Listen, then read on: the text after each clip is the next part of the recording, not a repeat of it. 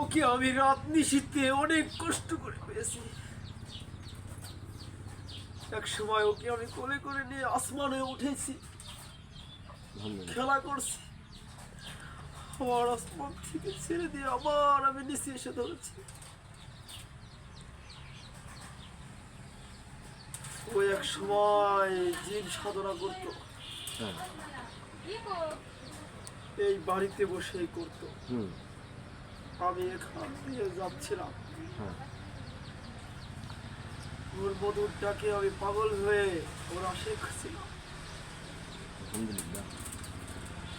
ও কোনো কিছু যেটা দেখতো না সেটাও আমি দেখানোর জন্য সাহায্য করছি। ও যা কিছু দেখেছে, যা কিছু সব কিছু করছে, সব আমি ওকে দেখাচ্ছি। আল্লাহ পাকের দয়া করেছে, কিন্তু ওর কাছ থেকে আমাকে অনেক দূরে থাকতে হয়েছে। তো আমি কইছি আমি তোর কাছ থেকে দূরে থাকবো,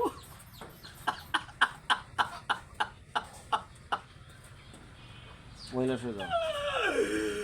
ওর কাছ থেকে দূরে থাকবো। আমি আমাকে অনেক দূরে কেঁদে দিয়েছে। কে দিছে?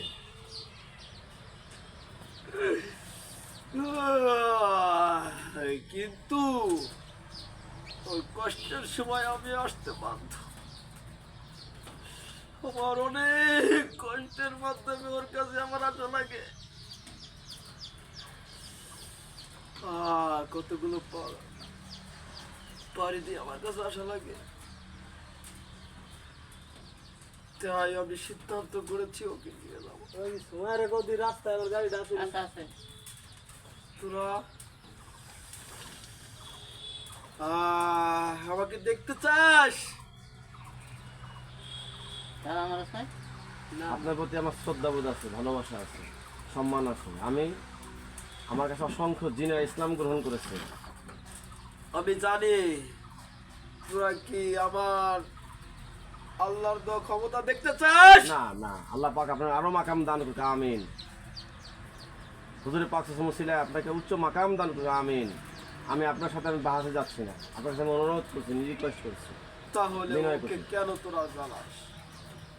আমি এটা তো ওর মাকে কেবল আমি ধমক আপনি জানেন তো, বুঝছি না যে আপনার কোনো কথা শুনিনি। আমি তো দেখেন সবসময় নিরপেক্ষ থাকার চেষ্টা করি।